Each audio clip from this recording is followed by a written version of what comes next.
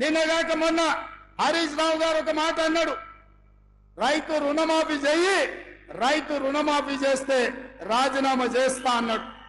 నేను ఈ వేదిక మీద నుంచి మాట ఇస్తున్నా, రామప్ప దేవాలయం శివుడి సాక్షిగా, సమ్మక్క సారలమ్మ సాక్షిగా, 1000 స్తంభాల గుడి సాక్షిగా, అక్కడి సూర్యుడు ఇక్కడ ఉదయించిన, భూమి ఆకాశం తిరగబడ్డా, తుఫానులు వచ్చినా, భూకంపం వచ్చినా, భూమి బద్దలైనా, నేను మాట ఇస్తున్నా 15 ఆగస్టు లోపల తెలంగాణ రైతాంగానికి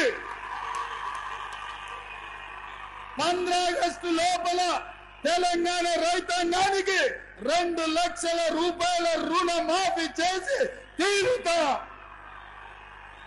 హరీష్ రావు అన్నావు కదా సిద్దిపేటకు రాజీనామా చేస్తా అని, రాజీనామా పత్రం జేబులో పెట్టుకో. 15 ఆగస్టు నాడు నీతో మాట్లాడతా బిడ్డ, మాట మీద ఉండాలి.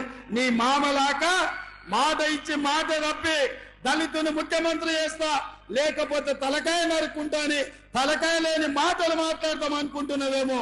15 ఆగస్టు నాడు నీతో మాట్లాడతా. దేశానికి స్వతంత్రమే కాదు, రైతులకు కూడా ఆర్థిక స్వతంత్రం తీసుకొచ్చే రోజు 15 ఆగస్టు 2 లక్షల రుణమాఫీ చేస్తా. ఆయనలో నీతో మాట్లాడతా. ఇవాళ ఆశామాసిగా సవాళ్లు స్వీకరించిన సిద్దిపేట చెప్పుడు కాదు, జేబుల రాజీనామా పత్రం పెట్టుకో. ఇక ఆయన సొక్కడైనోడు ఆయనలో 100 రూపాయలు పెట్టి పెట్రోల్ తెచ్చుకున్నాడు, 10 పైసలు అగ్గిపెట్టి దొరకలే. ఇప్పుడు కూడా గట్లనే అనుకుంటున్నాం. మా వాళ్ళందరూ సిద్ధంగా పెట్ట తలావో అగ్గిపెట్ట కొనుక్కొని నీ సంగతి చెప్పడానికి. నువ్వు ఏదో తెలంగాణ సమాజాన్ని ఎడ్డిదో గుడ్డిదో మాటలతో మోసం చేయొచ్చు అనుకుంటున్నావు. అవన్నీ ఏం కుదరవు. 15 ఆగస్టు నాడు నీ ఆఖరి శాసనసభ సభ్యత్వం రైతు రుణమాఫీ చేసి నీ సంగతి తెలుస్తాను తెలియజేస్తూ మీ అందరి దగ్గర సెలవు తీసుకుంటున్నా. జై కాంగ్రెస్.